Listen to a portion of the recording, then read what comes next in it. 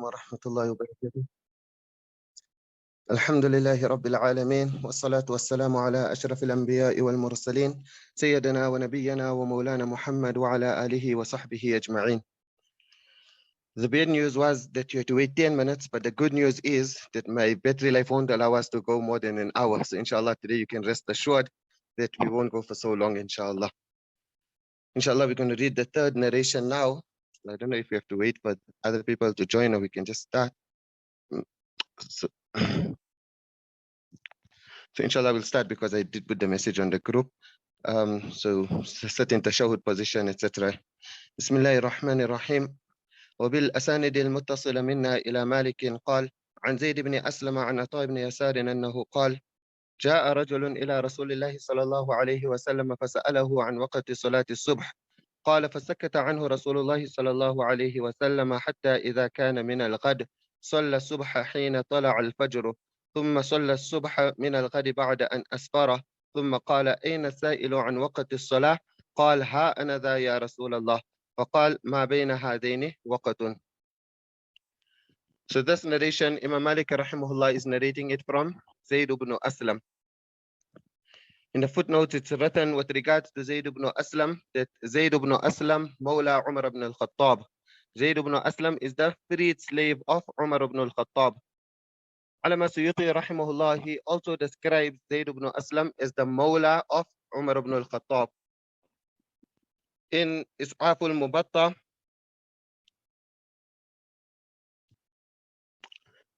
Allama Suyuti rahimahullah says in Muwaṭṭa, Zaid ibn Aslam al-Madani al-Faqih Ahad al-A'lam Mawla Umar Abu Usama. So Zaid ibn Aslam is the Madani, the Faqih, and his Mawla Umar, the freed slave of Umar. However, it is actually his father who was the Mawla of Umar. His father was the freed slave of Umar radiyallahu anhu.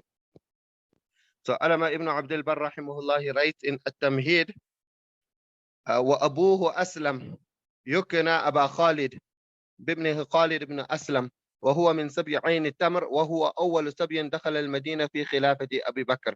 So this is one thing about his father, that he was the very first prisoner to be brought to Medina. بعث به خالد بن الوليد فأسلموا وأنجبوا كلهم. So from amongst those who were in this group, it's Hamran ibn Aban and Yasar Mawla Qais ibn Makhrama and Aflah Mawla Abi Ayyub and Aslam. So Aslam, this last person, he is the father of Zaid. So he came under the ownership of Umar radiyallahu anhu. And Ibn Sa'da rahimahullah, he relates how his father entered the ownership of Umar radiyallahu anhu. He says, عن زيد بن أسلم عن أبيه قال اشتراني عمر بن الخطاب سنة 12. That my Umar radiyallahu anhu, he bought me in the year 12 Hijrah. وهي سنة التي this year was the same a year when Ash'ath ibn Qais was also brought as a prisoner. فأنا أنظر إليه في الحديد يكلم أبا بكر الصديق. He's mentioning now the whole incident, that how he was put, like so to say, in a cage, and from there he's looking at Umar radiyallahu anhu speaking with Abu Bakr radiyallahu anhu. So although the father was the freed slave, the son Zaid, he is being attributed, he is being referred to as a freed slave. So it is permissible, and it was the practice, to also attribute the son of a freed slave as a mawla. And you know, normally it is an embarrassment to be a slave, isn't it? But imagine being a slave of Umar radiyallahu anhu. Who wouldn't want that honor, that you get to serve the household of the second Khalifa of Islam, the second of the Ashara Mubashara, a person so close to the Prophet sallallahu alaihi wasallam. So to be the slave of Umar radiyallahu anhu is actually a huge honor. That you know, it's such a huge honor and a great privilege to be a slave of someone who is as great as Umar radiyallahu anhu. And then this here is also one point that you should note when discussing narrators, that you will notice many narrators, lots of narrators, they actually became great because they were slaves of great people. They were simply slaves. They had no recognition in society. But because of being in the company and in the khidmah of that great scholar, they too became great. Look now, how many years later, we are taking the name of the son of a slave. So how did he become great? Because his father was in the khidmah of Umar radiyallahu anhu. So they had the unique opportunity of making khidmah of great ulama, and in turn they themselves also excelled. And that is why today we voluntarily become slaves of senior ulama. You know, man allamani harfa inni lahu abd. So I told you last night that how we would go to make khidmah of Mullah Fazlur Rahman, that we would go to malish his head, massage him, and assist him with whatever he needed. Maybe at times if he needed some assistance with answering a fatwa or a mas'ala, or maybe some research, we would assist. But in turn, so outwardly it seemed as if we are going to make his khidmah, that we are going to benefit him. But ultimately what happened in turn, he benefited us more than we could have benefited him. Today, probably the reason why I'm teaching the Muwatta is because of the khidmah which we made of him then. So the khidmah that we made, if we malished his head, it must have lasted for a few moments. Plus, we don't even know how to malish properly.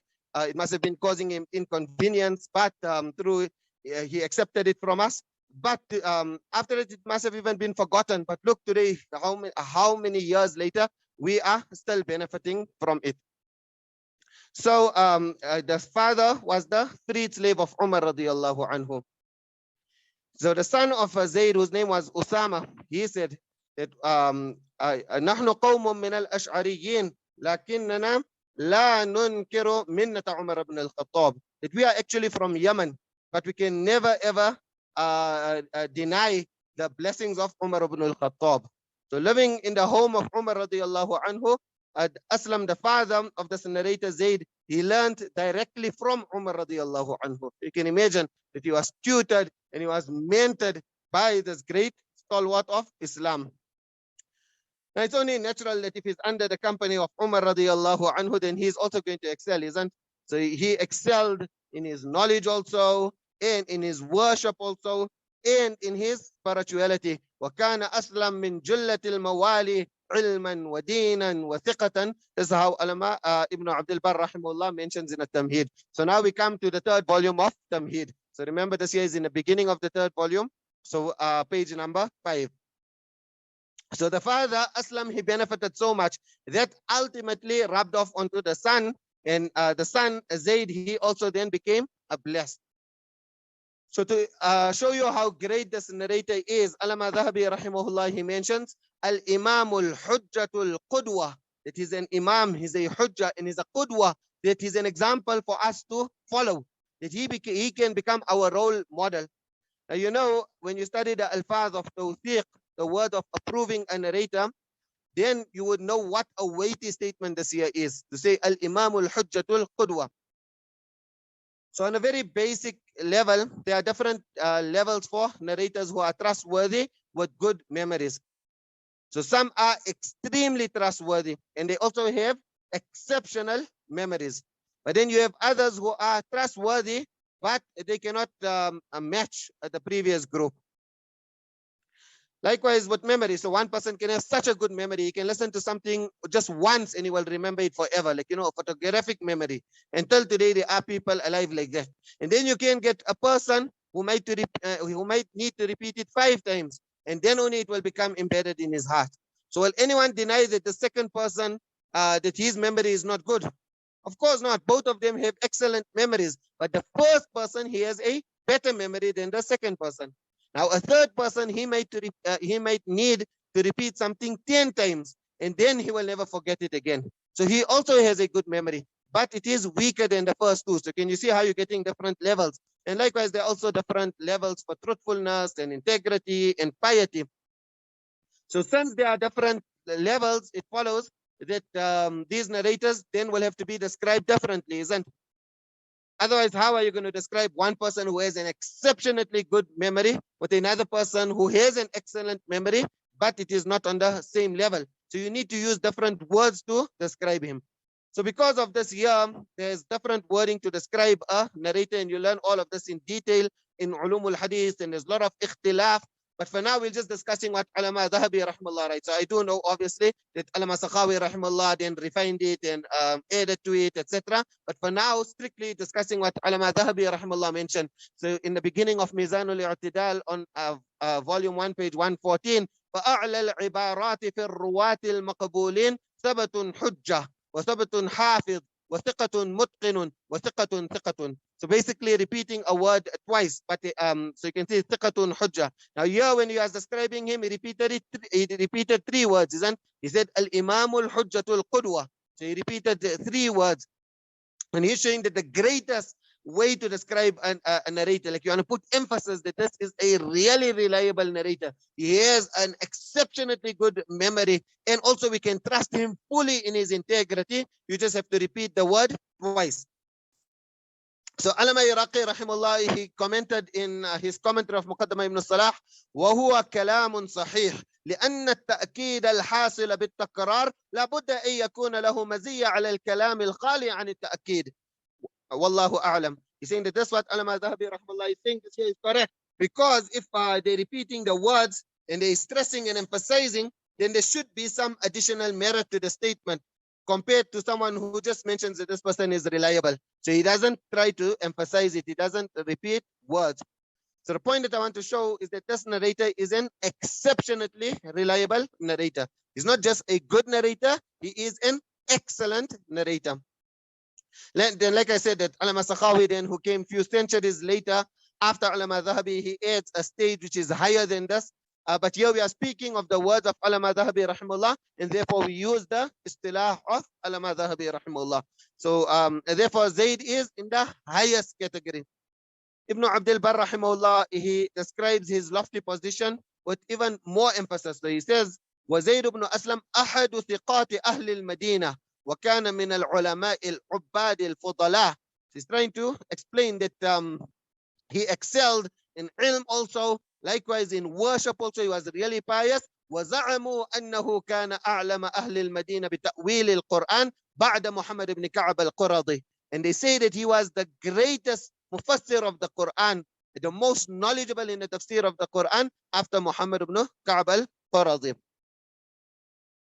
So you probably remember that in the preludes we spoke about the advantage of a narration that is transmitted by a faqih.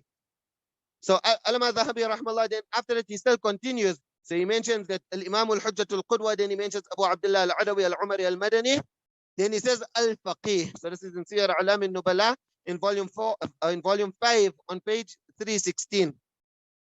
Likewise, Allama Suyuti rahmallah, he also describes him as a faqih. So that shows now that this narration gets this additional merit that it's being transmitted. So Allama Suyuti, he quoted from Ya'qub ibn Abi Shayba. قال يعقوب بن شيبة ثقة من أهل الفقه والعلم وكان عالما بالتفسير له فيه كتاب. So he mentions that he was very knowledgeable in tafsir and he even wrote a kitab. We will inshallah come back to this point of him being knowledgeable in tafsir. So for now, just understand that he was a very great muhaddith and he was a very great faqih, and he's said to be also a very great mufassir.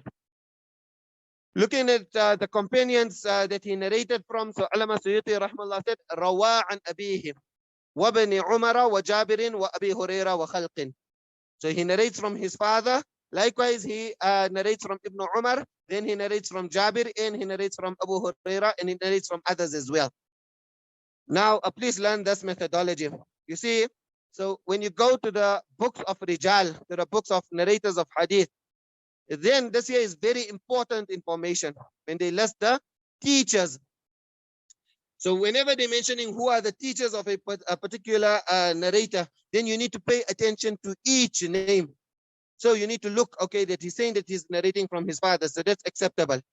But now he's saying that he's narrating from Ibn Umar. So it's very important that we have to take note of this, okay, that he's mentioning that he is narrating from Ibn Umar radiallahu anhu. So we have to actually make a note of this here. And we have to remember the reference in Is'af al-Muwaṭṭa on page 10. So the reason why this here becomes so important is now, say, for example, you gathering all the narrations of Zaid ibn Aslam, just say for example, and now you find that you got all his narrations, but you got narrations of it which goes by Jabir radiallahu an, and Abu Huraira radiallahu an, and Abdullah ibn Mas'ud radiallahu an, and his father, but you don't have any narration that's going via Ibn Umar. But you find that scholars are mentioning that he did narrate from Ibn Umar. Now what does that mean? It means that now you have to conduct even more research. So it helps you now to understand that you need to actually conduct more research. You are missing some narrations. So this here is the benefit of taking note of the teachers' names. Then at times you're going to have other scholars who are going to have a difference of opinion. So they're going to dismiss a claim that a particular narrator heard from that specific teacher.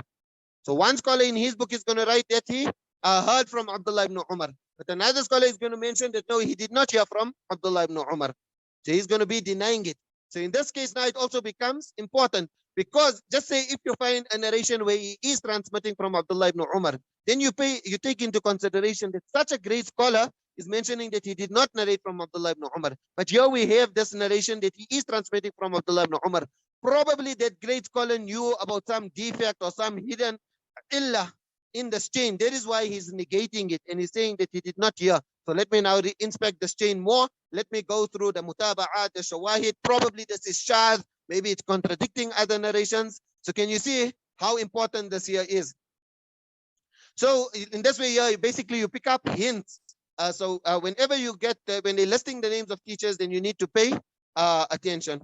So now, please remember that here in Is'aful Muwaṭṭa, and you remember I told you Is'aful Muwaṭṭa is based on the narrators of the Muwaṭṭa.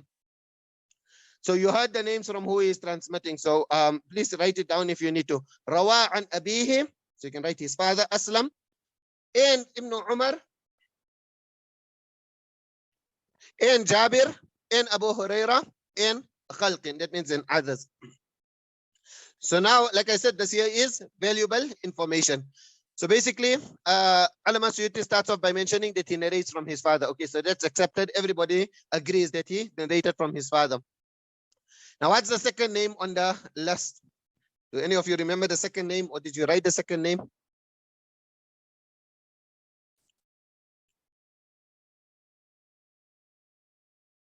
Yeah, so the second person is Abdullah ibn Umar radiyallahu anhu. So Allama Suyuti is claiming that he narrated from Abdullah ibn Umar. And this is what we're saying, they're teaching you a methodology. So now we have to see, okay, Allama Suyuti is mentioning, but you know, Allama Suyuti rahmallah, he passed away in 9/11. You can't forget that date of demise. So he passed away in, not in the Twin Towers, he passed away in the year 9/11. So he passed away in 9/11. So he is claiming, but now there's such a huge gap. So how does he know that that Zaid ibn Aslam heard from Abdullah ibn Umar? So now let's look at what others say. So then we go and we find Allama Dhahabi rahimahullah in Siyar A'lam al-Nubala. He also says, حدث عن والده أسلم, that we said we accept, وعن Abdullah ibn Umar. So this is in Siyar A'lam al-Nubala in volume 5 on page 316. So he's also mentioning that he narrated from Abdullah ibn Umar. However, Ibn al-Haddah, he says, أدرك ابن عمر ولم يسند عنه, that he met Abdullah ibn Umar, but he did not narrate directly from him. So can you see now there's how there's a difference coming about? It is agreeing that he did meet him. So probably it could be that Allama Dhahabi and Allama Suyuti assume that just because he met him, they assume that he heard from Abdullah ibn Umar. But this becomes very important. Did he hear from Abdullah ibn Umar or not? So now listen to the following sanad of Sahih al-Bukhari. So Imam Bukhari rahimahullah is saying, حدثنا قبيصة قال حدثنا سفيان عن زيد بن أسلم. Now listen carefully. عن زيد بن أسلم قال سمعت ابن عمر يقول. So what does this show? That he clearly heard from Abdullah ibn Umar. Imam Bukhari rahimahullah is narrating it. جاء رجل من المشرق فقتبنا فقال النبي صلى الله عليه وسلم إن من البيان لسحرا. So this narration comes in Sahih al-Bukhari. It's very clear to show that he actually heard from Abdullah ibn Umar. But Ibn al-Haddah is mentioning that وَلَمْ يُسْنِدْ عَنْهُ. So therefore, we can understand from here that because we have this clear words of Sama' and narrated with a very authentic sanad, Imam Bukhari rahmallah is narrating it. For those of you who are studying narrators, you know the status of Qabisa. All of you would know the status of Sufyan because he's so famous. Then Zayd ibn Aslam, we're discussing about him, and then Abdullah ibn Umar, absolutely authentic narration. So Allama ibn Abdul Barr rahimahullah, he mentions in the introduction of At-Tamhid, وَقَدْ اخْتُلِفَ فِي سَمَاعِهِ مِنْ ابْنِ عُمَرٍ.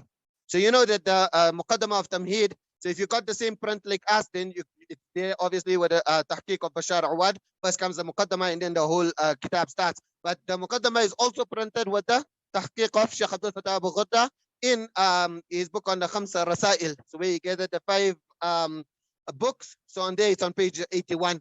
So he says, وَقَدْ اخْتُلِفَ فِي سَمَاعِهِ مِنْ Ibn Umar. That there are differences of opinion on whether he heard from Abdullah ibn Umar. Thereafter, Allama ibn Abdul Barr rahimahullah said, وَالصَّحِيحُ عِنْدِي أَنَّهُ سَمِعَ مِنْهُ. According to me, so Allama ibn Abdul Barr, obviously he's a hafiz. He mentions that according to me, the correct view is that he did hear from Abdullah ibn Umar. Then later on in his introduction, now he explains that why were some scholars hesitant to accept from Zaid ibn Aslam. So he mentioned that Zaid ibn Aslam, one day he said, Qala Abdullah ibn Umar. You remember yesterday we spoke where Imam, not yesterday, the day before, where Imam Malik says, Qala Urwa. And then we spoke in a preludes on where Imam Bukhari rahimahullah uses the word Qala, and then he quotes from his teachers or from anyone else. So here Zaid ibn Aslam is saying, Qala Abdullah ibn Umar. He's not saying that he told me, he's just saying that he said, دخل رسول الله صلى الله عليه وسلم مسجد بني عمرو بن عوف يعني مسجد قباء يصلي فيه. So this entire narration.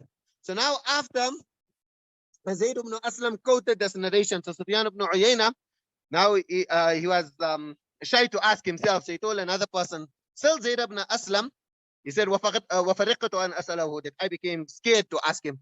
Zaid ibn Aslam had lots of awe. So I told one of our companions that ask him, هل سمعت هذا من ابن عمر? Did you hear this directly from Abdullah ibn Umar? So that person, he wasn't shy, he wasn't scared. He went up and he said, Ya Aba Usama, سمعته من ابن Umar. So did you hear it from Ibn Umar? So this particular narration, so in response to it, Zaid is saying, Amma ana faqad ra'aytu. I just saw Abdullah ibn Umar. That's all that he's saying. So then, Allama ibn Abdul Barr rahmallah, he said, Jawabu Zaid hadha, Jawabu hida. So this is the correct word. Jawabu hida. If it's not Jawabun jayyida. So from the manuscript, this here is how it is with the hanat wa tajim. أما سئل عنه وفيه دليل والله أعلم لا أنه لم يسمع هذا الحديث من ابن عمر ولو سمعه منه لا جاب بأنه سمعه ولم يجب. So he's saying that for this particular narration, we can understand, okay, he did not hear it from Abdullah ibn Umar. But we clearly saw that at another place he did clearly mention Sami'atu. So therefore, this is how you get all this difference of opinion. So that's just now to teach you the methodology. So this is with regards to Ibn Umar.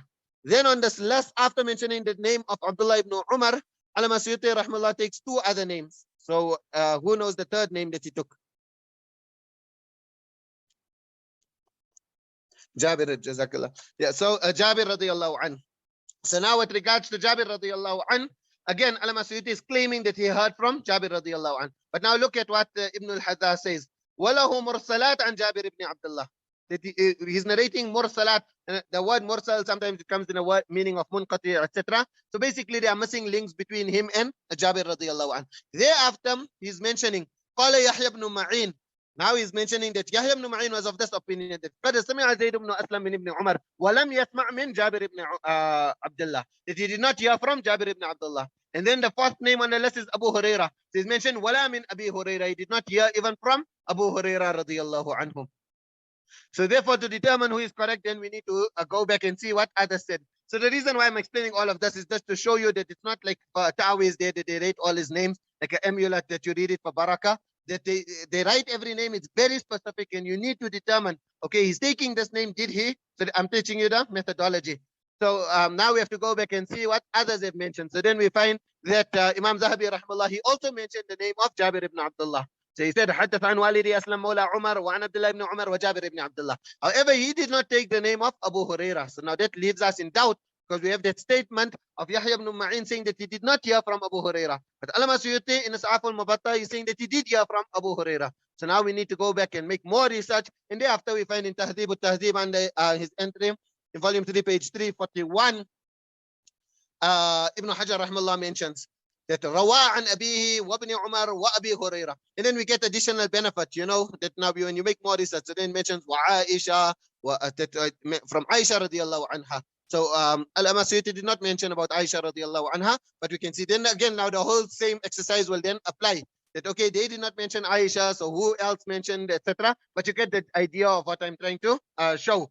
So we can now regard him as a student of Jabir radiyallahu anhu and Abdullah ibn Umar and Abu Huraira radiyallahu anhum. Imam Malik rahimahullah, he had great regard for him. So Ibn Abdul Barr rahimahullah, he relates from Imam Malik rahimahullah that he said, كان زيد بن أسلم من العلماء الذين يخشون الله. Imagine what praise is that. That when people praise your ilm, etc., that's not really praise. But when someone has to say that, min al-ulama'i alladhina yakhshawna Allah, so he's mentioning, and Imam Malik is saying it, and you know how stringent Imam Malik rahmallah was. And therefore he's transmitting this also from him. He's talking about his teacher. Saying, Kana Zaid ibn Aslam min al-ulama'i alladhina yakhshawna Allah. That he was from amongst those ulama who had lots of fear from Allah. وَكَانَ يَنْبَسِطُ إِلَيَّ. So this year Imam Malik rahmallah, he always outlined us when they were speaking of Nafi', that he really, and always remember, even in fact write it down, that Imam Malik, he took advantage of those ulama who gave him time. Whenever a alim gave Imam Malik rahmallah time, that you know that al-arwahu junudum mujannada, that all hearts. So sometimes you just click with one scholar.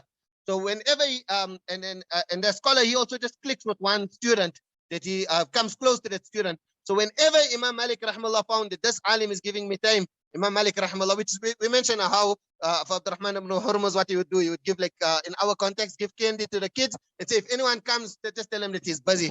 And like that, also for Nafi', he mentions that he would make time for me. So then Imam Malik rahmallah would make the best of it. So to say, just so that you can understand, he would exploit it. So like this here also, that Zaid ibn Aslam, he would take full advantage. He wouldn't let go of this opportunity. When you read about Hafiz ibn Hajar rahimahullah, you find the exact same quality of his. The minute he found that the Ustad is willing to give him time, he would take full advantage. He would mention, I go from the morning till the night, etc. So وَكَانَ يَنْبَسِطُ إِلَيَّ. And then Imam Malik rahimahullah mentions وَكَانَ يَقُول. That kana yaqul, that like you know, constantly he would say, Ibn Adam ittaqillah yuhibbaka an-nas wa in karihu. That, oh son of Adam, fear Allah subhanahu wa ta'ala. People will love you even if they don't want to love you. Even if they don't want to love you, they will still love you. And he would say this here often, that you just have to fear Allah subhanahu wa ta'ala. Allah will put love for you in the hearts of mankind. People will just love you. You'll find that you're getting emails that I want from people who never ever met you, people who don't even know you. They don't know you, like you know, South Africa say, they don't know you from a bar of blue soap. They don't know anything about you, but they just messaging you at such words. So Allah Ta'ala, your job is to fear Allah Ta'ala. Thereafter, Allah subhanahu wa ta'ala will make the creation love you, will make mankind love you. So Imam Malik says that, like you know, specifically he's mentioning this here, and he's saying kana yaqul. So it shows that very often he would mention this here. So you must remember this here. It's advice of a very great scholar, isn't it? One day you must quote it also, that Zaid ibn Aslam would say, Ibn Adam, ittaqillah yuhibbaka an-nas wa in karihu, in At-Tamhid, volume 3, page 6. Now Zaid ibn Aslam, he experienced this. That's why he could mention it, and that is why he so often said about it.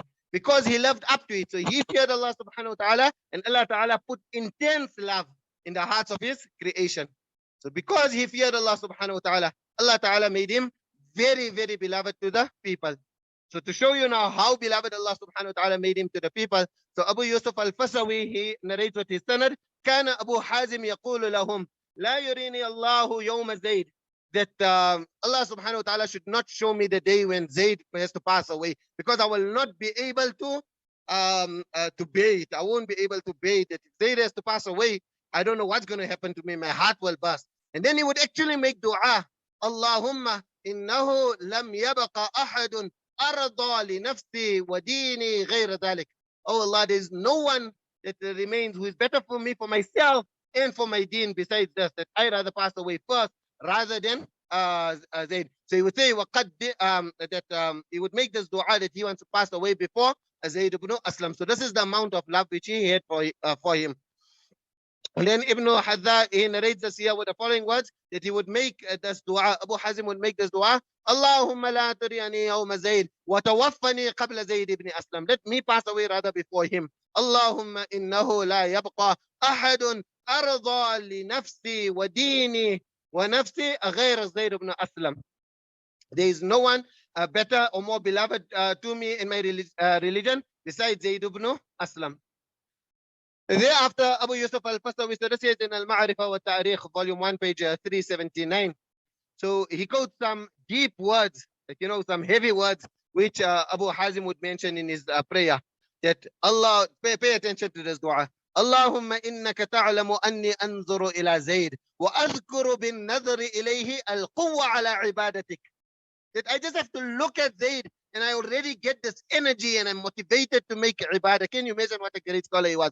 فَكَيْفَ بِمُلَاقَاتِهِ وَمُحَادَثَتِهِ. Oh Allah, you know what happens. You know what happens to me when I actually meet him and when I talk with him. Then I just become so encouraged, so motivated, so energetic, and I just want to worship you. So like a spiritual booster. So you can see this is Zaid ibn Aslam.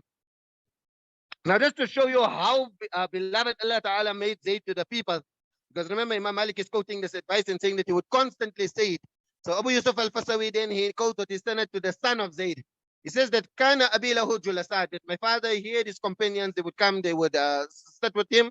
فَرُبَّمَا أَرْسَلَنِي إِلَى الرَّجُلِ مِنْهُمْ. So sometimes, take this parcel there, go send this message to him. He would send me to one of those who would associate with him. So now the son is saying, فَيُقَبِّلُ رَأْسِي وَيَمْسَحُ, that his companion would kiss my forehead and he would actually put his hand over my head. And then he would say, Wallahi, by the qasam of Allah, لَأَبُوكَ أَحَبُّ إِلَيَّ مِنْ وَلَدِي وَأَهْلِي, that your father is more beloved to me than even my own children and even my own family. Wallahi, لو خيرني الله أن يذهب به أو بهم لاخترت أن يذهب بهم ويبقى لي زيد. That by the qasam of Allah, if Allah Ta'ala must give me a choice, that we're going to either take away one of your children, we take away your spouse, we take away your family member, or we're going to take away Zaid. And I would rather say, Ya Allah, please take away my family, but please keep Zaid. This is the amount of love. So you can see, so he gave you the recipe. It's like he's mentioning his own experience, that people loved him so much. Now, why did people love him so much? So he's telling you that people love you. If you want people to love you in the same way, then fear Allah subhanahu wa ta'ala, and people will also love you in that way, and you will definitely experience it. But together with the love that people had for him, they also had lots of awe for him. So you can see Sufyan ibn Uyayna, isn't he saying that?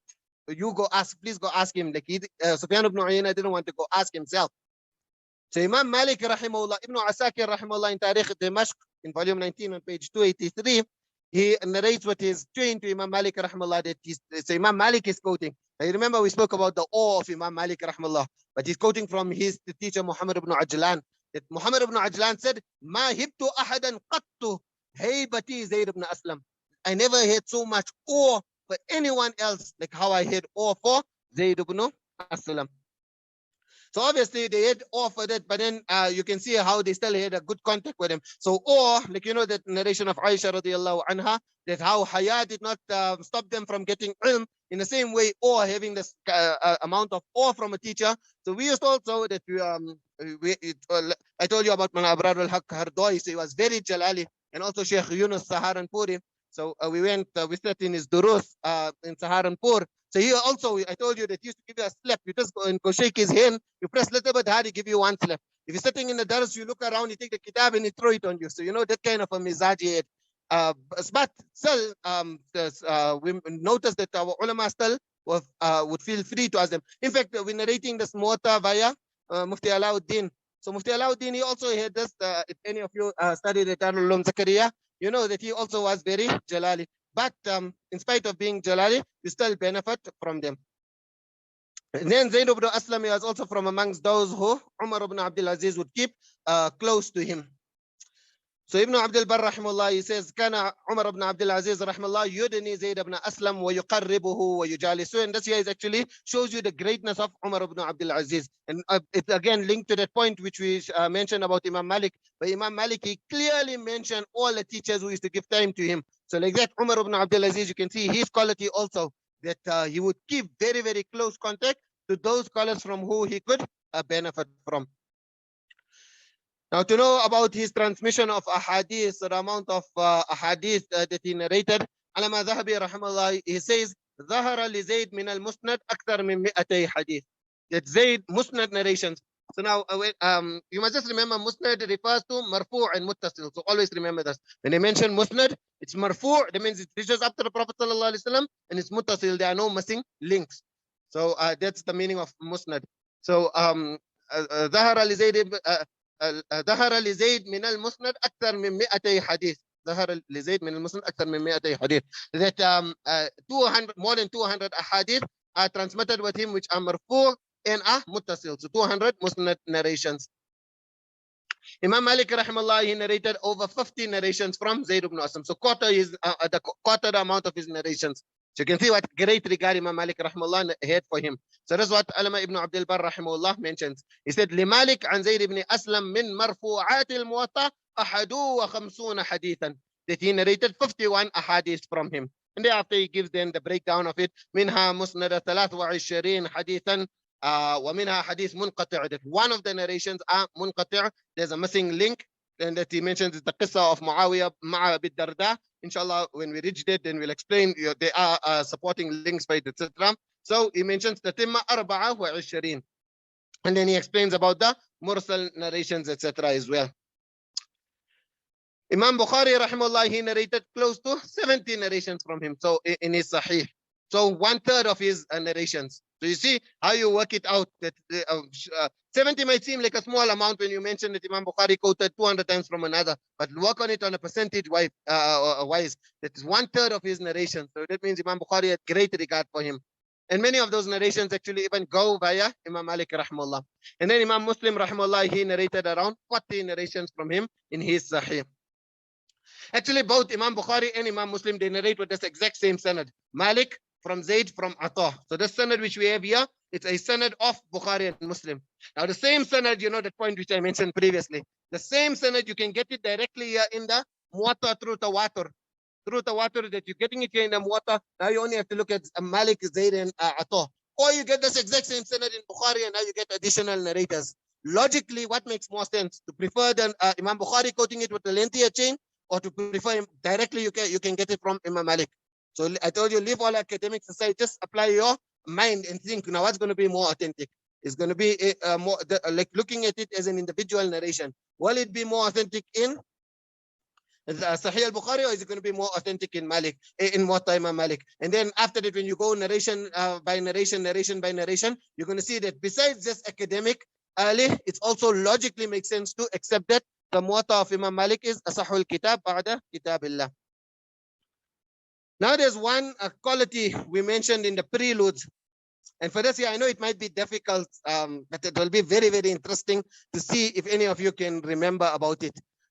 Do any of you remember that there's one quality of Imam Malik rahimahullah when he narrates from Zaid ibn Aslam? We mentioned it under the methodology. Besides those of you who's under main cause of the Muwatta from the new, or for those of you who have access to the notes, does anyone else know what's the methodology of Imam Malik generally when narrating from Zaid ibn Aslam?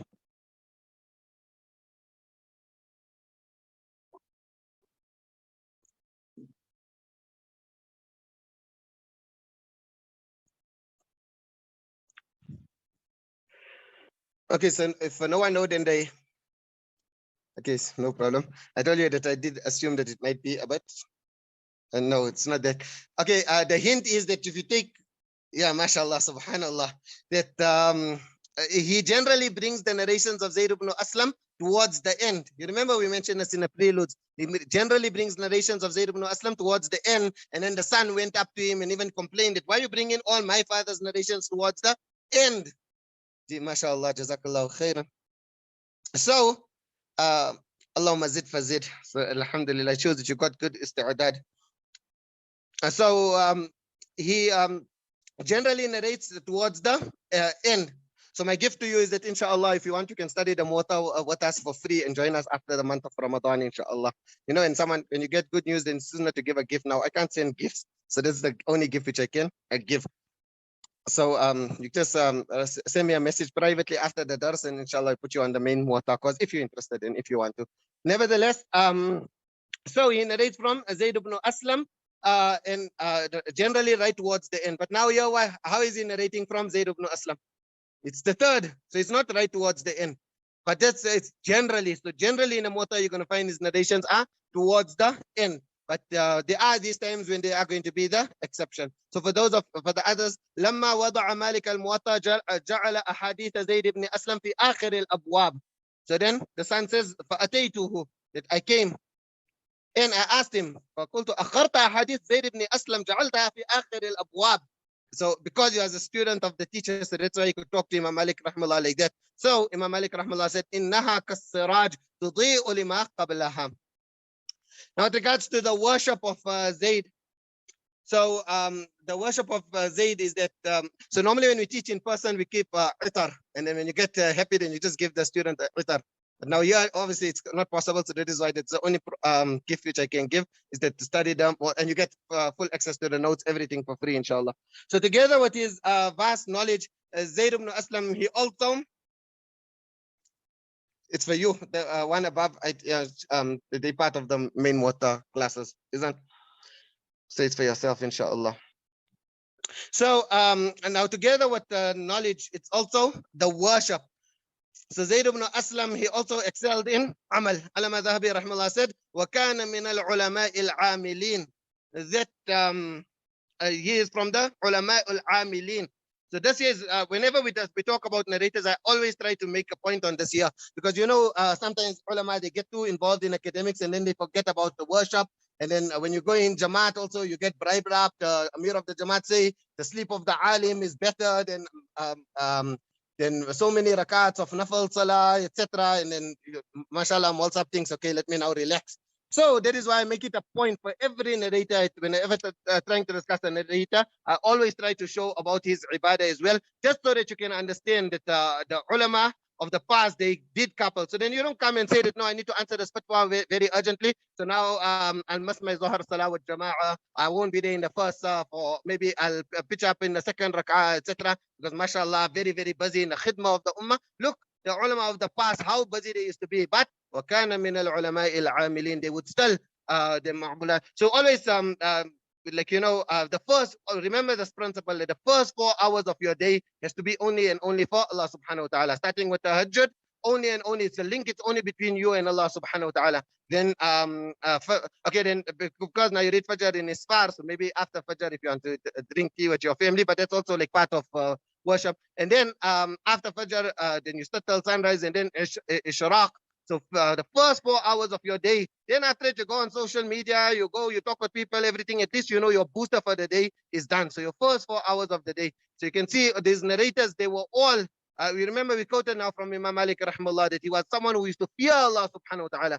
So this here is our goal and our objective, that we combine amal with ilm. And that is why, so Imam al-Madhabi said that it's qudwa, isn't? So the word qudwa, we just read it and pass it. No, he's mentioning that we need to follow him. So Allama Dhahabi rahmallah, such a great muhaddith, picture that the greatest muhaddith today, you went and you visited him, a very, very old scholar in his advanced age, who spent decades making khidmah of hadith. You go and you visit him and he gave you some nasiha. How, and you had to go undergo difficulty to visit him. How will you value that nasiha? Allama Dhahabi is telling you that this year is qudwa, follow him. So what must you follow him in?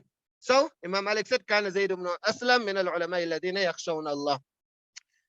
Now, despite all of these great praises and these positive words, there are 2 accusations against Zaid as a narrator. And then we spoke about him being a great mufassir, isn't? So there's 1 objection against him in tafsir. So 2 accusations as a narrator of hadith and 1 accusation against him in tafsir. So the first accusation of him as a narrator of hadith is that he had a weak memory. So in Tahdhib al-Tahdhib, حافظ ibn Hajar rahmallah, he quotes that قال ابن عيينة كان زيد بن أسلم رجلا صالحا. No doubt he was a pious person. Again, look, that what knowledge, piety. وكان في حفظه شيء, but his memory was not so good. So this is the first. Remember, Sufyan ibn Uyayna is saying that his memory was not so good. But the way he phrased it is also important. وكان في حفظه شيء. It wasn't the best of memories. That's translated like that. He didn't have the best of memories. That's the one. And then the second is that he would narrate mursal. So you remember we quoted now from Abdullah ibn Umar that he didn't hear it and he just said qala. So Ulama Zurqani rahimahullah in his commentary, he says faqihun thiqatun alimun wa kana yursil. But he would narrate he would make irsal. That is, he would narrate without mentioning his links in the chain. So those are 2 defects of him as a narrator. The first defect is that he was not the best of memories. The second defect is that sometimes he would leave out a narrator and he would narrate a hadith. But these 2 defects, they are very slight defects in the first place. And secondly, you know, the second defect doesn't, according to Hanafis, is not even going to have any, it's not going to have any weight at all, because he was from Khairul Qurun. He was a student of Sahaba. He was a tabi'i, isn't? So it doesn't have any weight at all. It's not even a defect according to Hanafis. But looking at the first defect, it was only Sufyan ibn Uyayna who felt that Zaid had a weak memory. You only have this one statement. And that statement is also showing you that it's just a slight defect in his memory. Maybe that one time, two times he must have maybe struggled to recall something. So that happens. That doesn't mean it's a weak memory. But all the other scholars, they were aware and they were of the opinion that, mashallah, his memory is exceptionally good. But you know what's the amazing thing? Is that even Sufyan ibn Uyayna narrated from Zaid ibn Aslam. And Imam Tirmidhi, rahimahullah, Imam Muslim, rahimahullah, he quotes that narration in his Sahih. So in Sahih Muslim, Imam Muslim narrates via Sufyan ibn Uyayna narrating from Zaid ibn Aslam. So you can see that even though maybe maybe he must have had some difficulty recalling one or two things, but it doesn't mean that he had a weak memory. Everybody else accepted it. You can see Imam Bukhari narrated 70 times, 1/3 of his narrations. Imam Malik narrates 1/4 of his narrations. Imam Muslim narrates close to 1/4 of his narrations. So that's with regards to his memory. And then for his irsal, so there's only one example where there possibly could be tadlis. So in Tabaqat al-Mudallisin, Hafiz ibn Hajar rahimahullah, he said Zaid ibn Aslam al-Umari mawlahum rawa an ibn Umar radiyallahu anhu fi radd as-salam bil ishara. So in this particular narration, radd as-salam bil ishara, so then Ibn Ubayd said qultu li insan salhu as-sami'u min ibn Umar. So exact same thing. So you have this example and then you have that example which Sufyan ibn Uyayna told the person to ask. So both times it's someone, it's a colleague asking another person to ask. He didn't ask him himself. And then he's said in response, Amma anni fakallamani wa kallamtuhu. That's his response which he gave. So then Hafiz ibn Hajar commented, في هذا الجواب إشعار بأنه لم يسمع هذا بخصوصه منه مع أنه مكثر عنه. So that's when we're talking about, obviously here we're just giving examples. So I didn't quote everything about his transmission from Ibn Umar, but you can see Ibn Hajar rahmallah also mentions, you can, if you're interested one day you're making tahqiq on whether he heard from Ibn Umar, then this is, you can put it there. That Ibn Hajar said that مع أنه مكثر عنه سوف يكون قد دلسه. So this is just one, two, you get this a handful of examples. But besides that, that's not a big issue, and therefore Imam Malik, Imam Bukhari, they all considered him as reliable. And Ibn Hajar rahimahullah himself in Taqrib al-Tahdhib, in spite of writing this in Tabaqat al-Mudallisin, he said thiqatun alimun. So again, repeating the word وَكَانَ يُرْسِلُ. And yeah, there were these few odd occasions when he left out the name of the narrator. So those are the two objections on Zaid as a narrator. Then you have an objection on his tafsir. So remember now that what we quoted earlier, that he was very knowledgeable in tafsir. He was actually the most knowledgeable after Muhammad ibn Ka'b al-Quradi. You remember we quoted وَزَعَمُوا أَنَّهُ كَانَ أَعْلَمَ أَهْلِ الْمَدِينَةِ بِتَأْوِيلِ الْقُرْآنِ بَعْدَ Muhammad ibn Ka'b al-Quradi. So Allama Suyuti rahimahullah, he acknowledged that Zaid, he excelled in tafsir. And he also mentioned that Zaid even wrote the kitab on tafsir. وَكَانَ عَالِمًا بِالتَّفْسِيرِ لَهُ فِيهِ kitab. And then I told you previously about the copy and paste. So Allama Zurqani, very often he copies from Allama Suyuti. His two main sources is the Allama Suyuti's kitabs and Hafiz ibn Hajar rahmallah. So he mentions the exact same thing, like literally a copy and a paste. That look at the words, وَكَانَ عَالِمًا بِالتَّفْسِير, that's mentioned in Is'af al-Muwaṭṭa. And what Allama Zurqani says, وَكَانَ عَالِمًا بِالتَّفْسِير. Okay, yeah, he changes it. He says, وَكَانَ عَالِمًا بِتَفْسِيرِ الْقُرْآنِ. So that's the only change. Lahu fi kitab, lahu kitabun fihi. But exactly the same. So now imagine they mentioning that you are such a great mufassir, but in spite of that, you are still criticized. And this here is a very, very important point that I want you to take note of. Please, please, please take note of this here. That a great mufassir, but I want you to look at the reason why he is being criticized. So if you are sleeping, please wake up now and listen to this reason. And please write down this reason. That he is such a great muhaddith.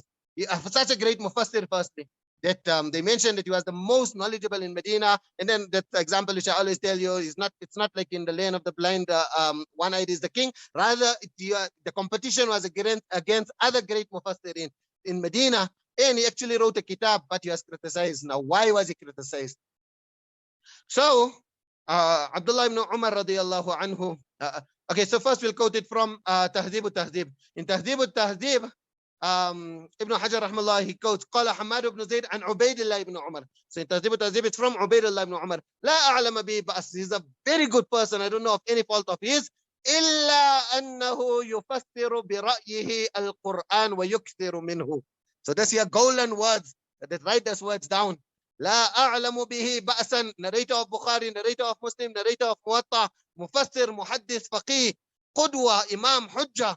What? No problem with him. إلا أنه يفسر برأيه القرآن. Because he makes up his own interpretations of his Quran. That's the only issue I have against him. Can you see?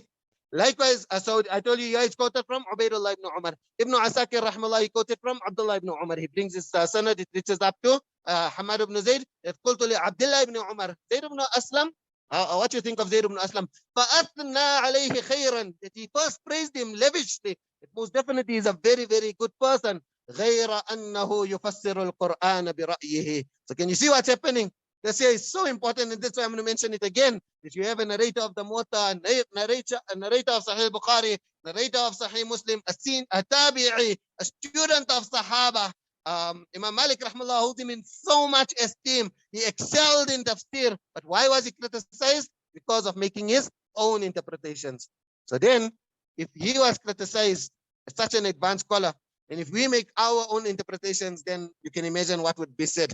So therefore, this here is words to be written in gold. We have really no authority to give our own explanation in Quran and Hadith. We just follow, and that is why purposefully, obviously we can go so much faster, isn't it? It would have been so nice to do 20 narrations now in Ramadan. I just quote the summary of the commentaries. Purposefully, I quote to you the exact words, just so that you can understand that we are taking, remember in the first lesson I told you, we make sure that each and everything, even if it's a small point, to show you that it doesn't mean the actual sun would come in the room, it means the sunlight would come in the room, even that we'll quote it. And we don't find it in a commentary of the Muwaṭṭa, we'll quote it from a commentary of the other kitabs. But we make sure each and everything, because just to teach you the methodology, that we don't talk in Quran and Hadith, but on our own opinions, everything we take from previous scholars. We are totally indebted to previous scholars. Regarding his date of demise, Ibn al-Hadza, he mentions that he passed away on the same day when Abu Ja'far was made as the Khalif. So it was in Dhul Hijjah, in the first 10 days of Dhul Hijjah in the year 136 Hijri. So remember this year, first 10 days of Dhul Hijjah, 136 Hijri. So you write that down. That's what Ibn al-Hadza mentioned in Ta'rif. Then he mentions two other views. So this is all again very important because of Sama and Ittisal in the Asanid, etc. That the Baqila Sana 43, so many years later, that they say, others say 143. And so the correct view is 136, others are saying 143. So this is important. You know, basically the ruling is that there's no minimum age for tahammul. Tahammul means what age you can hear a hadith. So you can hear a hadith when you're still a small child, and then transmit it and relate it after you become a bit elder. So the tahammul, getting the narration, it's a istilah. That's why it's not tahammul as forbearance like in generally. So tahammul al-āḥadīth. So the preferred view, there's lots and lots of discussion and lots of views. The ultimate conclusion is that there's no set ruling. Rather, each child you will grade independently. Sometimes a child who's 5 years old, he, like, you know, really, his mind is really sharp. And sometimes a child who's 8 years old, his mind might not be so sharp. So this year, I'm mentioning this just to show you the importance. So say you have a narrator who's born in 136 Hijri, and he's claiming that he heard. Now at 142, it could be such. And there are examples of it which Allama Khatib mentions in Al-Kifaya, etc., where you have these children at this age who heard narration. So it could be that he heard the narration in 142. So then it's going to mean that there's totally ittisal if you're taking this view. But the reason why we'll understand that there's inqita is because we're saying that the preferred view is 136. So I'm just mentioning that to show you the importance of knowing and remembering these dates. So you must remember it off by heart. Obviously in the beginning it's difficult, but you have to train your mind. The mind is like a muscle, you know. Imam Bukhari rahimahullah is the hafiz of hadith. If you go to a big bodybuilder and ask him that, how did you get that kind of body? Because you're asking him because he has that kind of a body. Now you come to Imam Bukhari because you know his memory is like that. So what he says that why you get this memory? That you have to exercise your brains. The more you memorize, the more Allah Ta'ala will sharpen your memory. So you remember all of these. In the beginning it's hard, after it becomes very, very easy to remember. So 136, some say that he passed away in 143. But the view of 136 is stronger, and many narrators, they chose it. Al-Madhabi rahmallah, he mentions that the son of Zaid, he's quoting from the son of Zaid. There's all discussion on the children of Zaid, whether they are reliable or not. But nevertheless, this here is a historical point. That أرخ ابنه وفاته في ذي الحجة. So ذي الحجة سنة 36 و100 in the year 136 Hijri. And Ibn Abdul Barr rahimahullah, he also mentions it was in 136 Hijri. Now, I told you about Is'aful Muwaṭṭa in the previous lessons. So now, I'm not giving you compulsory homework, but for those of you who got a little bit time, I will really appreciate it if you can check in Is'aful Muwaṭṭa. So there is a PDF for it. There's lots of different PDFs. There's also PDFs for the makhtutat of it. So check what year does Allama Suyuti rahmallah. And all of you can even, if multiple people do it, it shows us that you do the exercise. Like I told you in Takhassus, you make the students, they have to do some work. So those of you who are doing the normal course of the Muwaṭṭa, you already know what comes in Is'aful Muwaṭṭa because I quoted it in the main lesson. But for now, just so that you can get experience with the kitab. So you can, if you got the actual kitab, then take a picture of it and put it. And if another person takes another picture of the same thing and put it, it's fine. Just to see that you, only for those of you who got time. If you don't have time, don't worry about it. If you got time, so that just so that you can get little benefit and experience with the kitab. Quickly to quote one advice of his. So one advice of Zaid ibn Aslam. Hisham ibn Sa'd, he quote one statement of his that نعم الهدية الكلمة من كلام الحكمة. So this here is very pertinent and related to giving the hadiyah of the durus that Zaid ibn Aslam is saying. What a great gift it is to just mention one word of wisdom. So one word of wisdom is a great gift. Yeah, I'm giving you a whole course of the Muwaṭṭa. So it's like, inshallah, there's lot, no wisdom from our side. We'll be quoting lots of wisdom. So it's like a very great gift instead of, because I can't give you an itar of something physical, so give you this benefit. نعم الهدية الكلمة من كلام الحكمة يهديها لأخيه. So this is the greatest benefit. So I gave you such a great gift. والحكمة ضالة المؤمن إذا وجدها أخذها. So my phone is going to die, so that's why we'll terminate here. Tomorrow we'll discuss about the next narrator. عطاء بن يسار. جزاكم الله خيرا. السلام عليكم ورحمة الله وبركاته.